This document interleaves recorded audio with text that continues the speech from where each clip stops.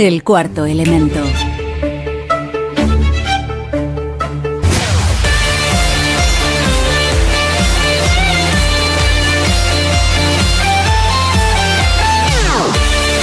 Con fuerza, con energía, con música, con violín eléctrico, que es lo que estamos escuchando. Comenzamos este cuarto elemento con... ¿Quién es hoy? Manuel Carballal. Muy buenas, ¿qué tal? Hola, Elemento, ¿qué tal vas? Con la venia. Voy con la venia. Bueno, pues, y de negro. Y es por la toga judicial. Ah, sí. Hoy venimos muy jurídicos. Bueno, vamos a hablar de jueces relacionados con casos que han investigado, jueces relacionados con estos temas. Pero antes de ello, yo me hago una pregunta que se hace mucha gente y aparece muy de vez en cuando, o bastante, esa cuestión. Por ejemplo, el testimonio de una persona bajo hipnosis, por ejemplo, regresiva, Ajá, para reproducir lo que pasó en un momento determinado. ¿Eso vale judicialmente? ¿Hay efectos y hay casos en los cuales se haya utilizado eso? Pues yo te diría de entrada que no. En general no. Pero hay un precedente, es una historia muy triste. Yo conocí a la víctima hace muchos años en unas conferencias unas jornadas de criminología y creencias que estábamos impartiendo en la Universidad Complutense, y se me acercó esta chica que fue víctima durante varios años de abusos sexuales de un sacerdote que vivía en casa de su familia, ¿no?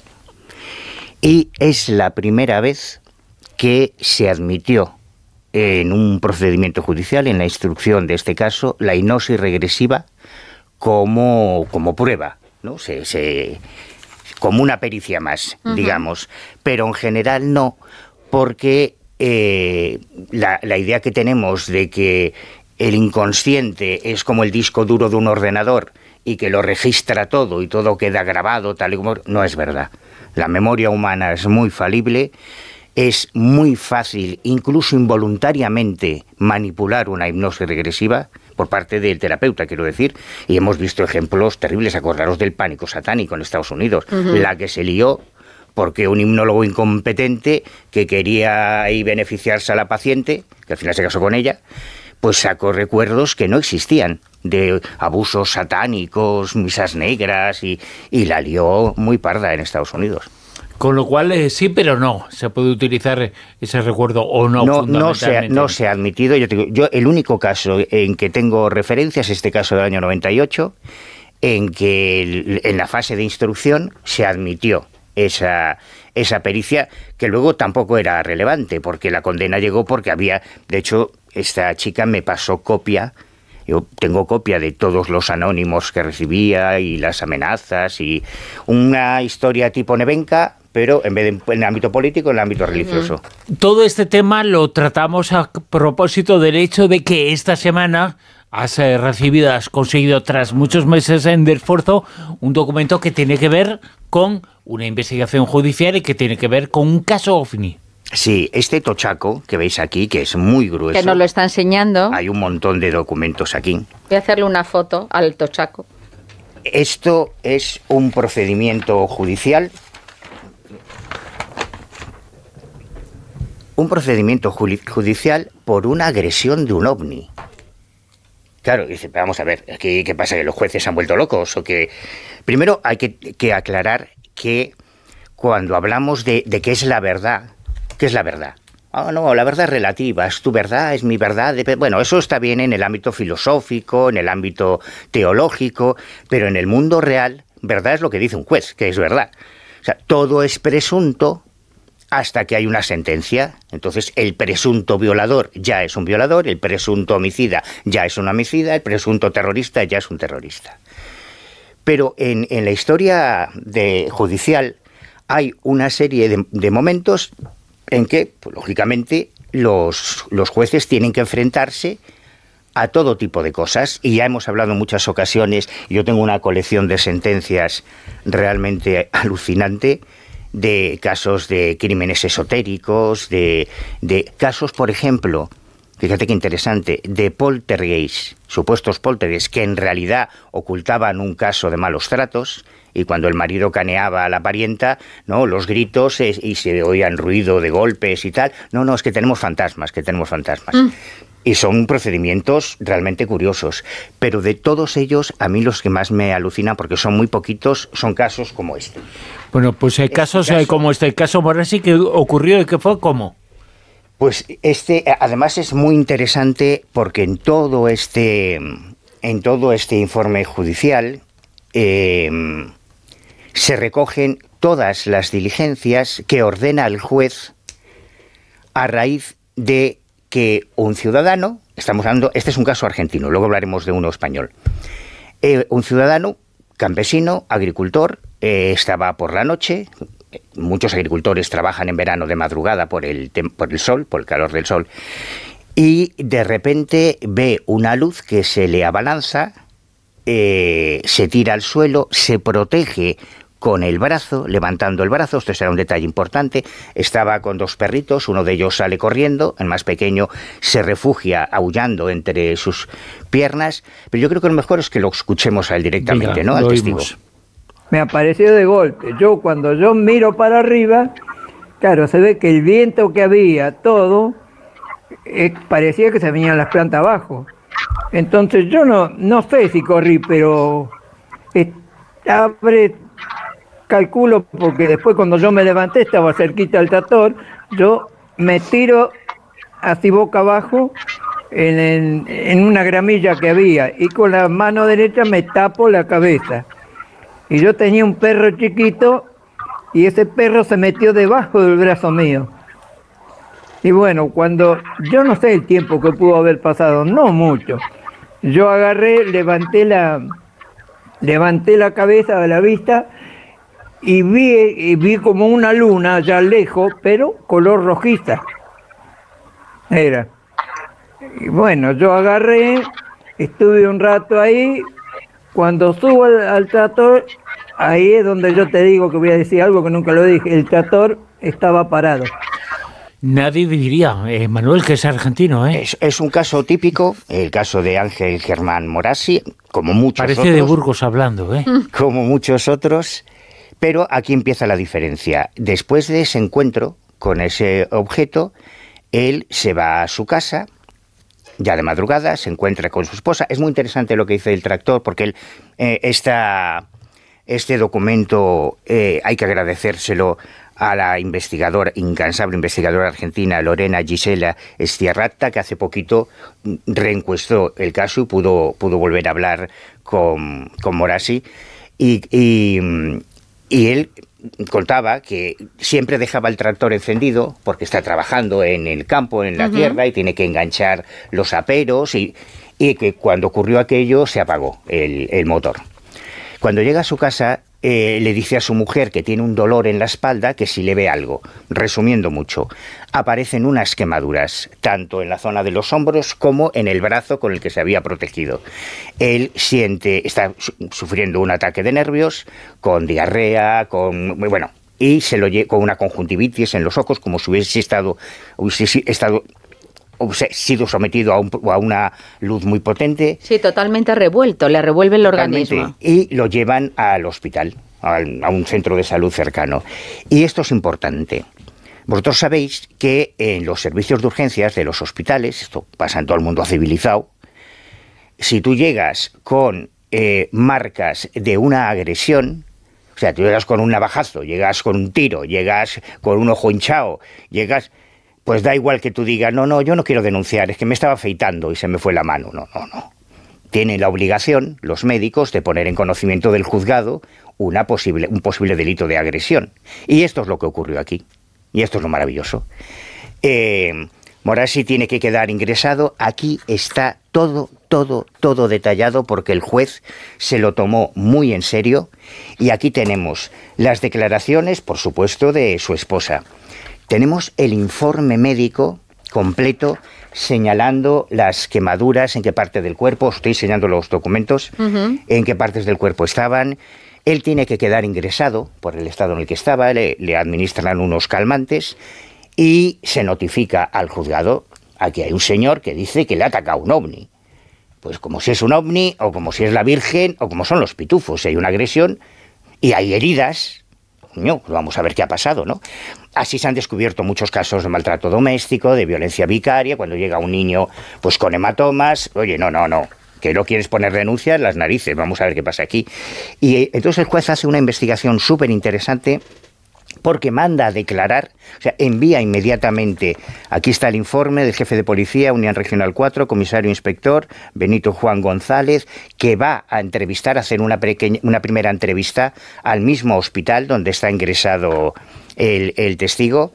A partir de ahí se cita a declarar, y aquí están todas las declaraciones testimoniales del jefe, el dueño de la finca, todos los vecinos de todas las fincas colindantes, preguntando si ellos tienen constancia de que este tío sea fantasioso, de que si tiende a mentir, si tiene problemas con el alcohol. Y la respuesta de todos es que no, que es un tío serio, que no tiene problemas con el alcohol. Y vemos un ejemplo de investigación ufológica, la verdad, como debería ser. Pero claro, es un juez el que la está haciendo, ¿no?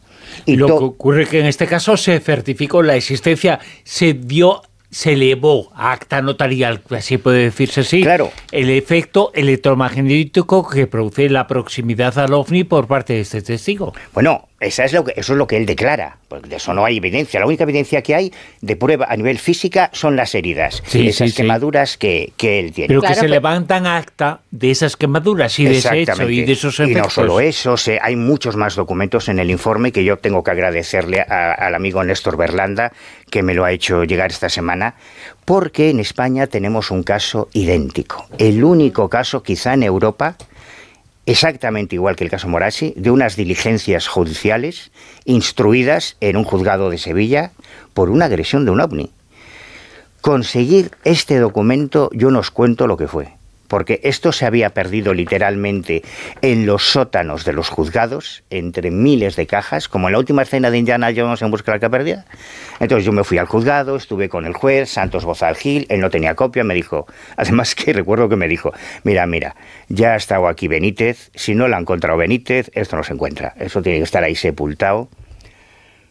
Yo no os voy a explicar cómo me hice con los documentos, pues yo no sé si ha prescrito el delito, pero bueno, después de tener a un pobre tramitador 11 días buceando entre las cajas y los legajos... No sé si ha prescrito o no, pero seguramente que él se acuerda. O sea, sí, de mi santa madre creo que también se acuerda mucho.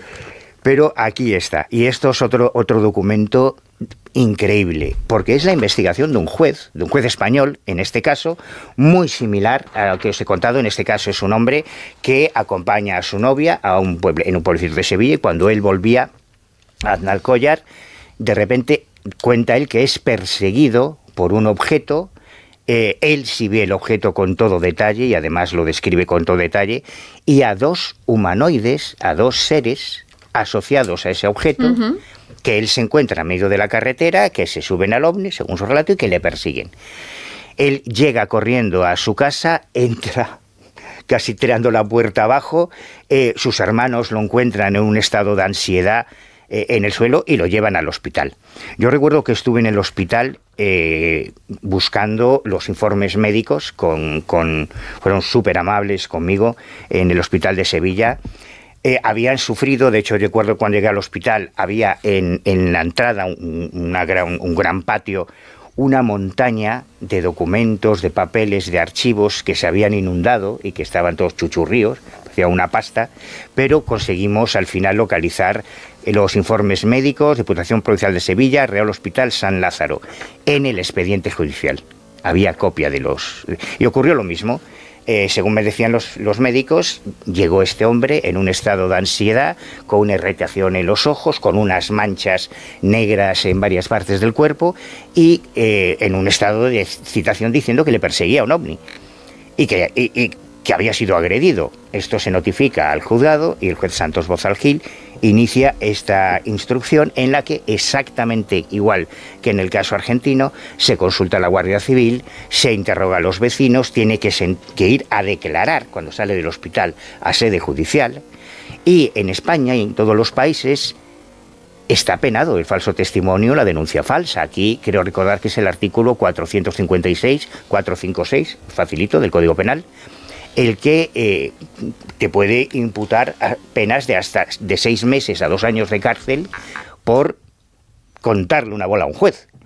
Y lo curioso de estos casos, claro, aquí el juez no ha podido detener a los tripulantes del OVNI. Es que era lo que te quería preguntar, porque claro, está claro que hay una víctima. Hay pruebas médicas de que ha sido agredido. Pero claro, en el expediente, ¿qué se pone? ¿Se busca agresión de OVNI? ¿Se busca OVNI? ¿Qué se pone? Archívase porque es imposible identificar al agresor. Con los datos que ha dado, a ver cómo pones tú una orden de búsqueda y captura, la mandas a la NASA. Oiga, que si se cruzan ustedes con plativolante, a ver si me identifican a estos sospechosos. Evidentemente se archiva, ¿no? Pero es dentro de la historia judicial, es una rareza porque hay muy poco. Bueno, de hecho yo solo conozco estas dos. Antes solamente tenía la española, ahora ya está también la argentina, pero no conozco más referentes de una investigación judicial por una agresión de un ovni. Y eso que existe un personaje que podemos decir que era el juez de los ovnis. Fíjate, de estos en realidad ha habido varios. De nuevo, podemos hacer dos paralelismos porque hubo un juez, y sigue habiendo, un juez en Argentina, también, esta vez en el norte, en la zona de Jujuy, que estaba tan apasionado por el fenómeno que llegó a ser corresponsal de la Flying Saucer Review, de la principal revista norteamericana, corresponsal de Stendek, y llegó a editar, que es ya lo más alucinante de todo esto, llegó a editar su propia revista sobre ufología, de la que se publicaron al menos 11 números entre 1974 y 1976. Hablo del juez Óscar Galíndez, que fue presidente de la Corte Suprema de Justicia en Argentina y que era ufólogo. Y curiosamente en España hubo otro personaje maravilloso, que el juez Federico Acosta Noriega, en Zamora, que durante años se dedicaba a investigar como un ufólogo de campo casos OVNI. No levantó acta de ninguno de ellos, pero evidentemente no es lo mismo que Bruno Cardeñosa o un servidor o tú o cualquiera de nosotros llega a un cuartel de la Guardia Civil. Oiga, aquí lo del OVNI que dice que ha visto este tío, que llegue un juez. Claro. Ya cuádrenseme y ahora me va a sacar aquí. Y cuando él, después de que falleciera, su hija, que falleció hace poquito, por cierto, también, su hija reunió los archivos, rescató los archivos de su padre, todos esos casos que había investigado. Él incluso llegó a participar. Yo recuerdo, por lo menos, que ahí yo tenga en la retina una entrevista al juez Acosta de Jiménez del Oso en el programa de televisión que hacía, no sé si en La Puerta al Misterio, más allá, uno de estos, y él llegó a participar en algún congreso de ufología porque era corresponsal del CEI de Barcelona. Pues su hija ha reunido ese archivo de su padre, para que no se perdiese, en un libro que se titula OVNIs en Zamora, y que tiene la particularidad de que es todo un juez el que ha firmado ese trabajo. Qué curioso. Muy curioso. El juez de los ovnis, un día vamos a hablar, no tenemos tiempo para hacerlo hoy, pero en relación a estos temas ha habido varias intervenciones judiciales.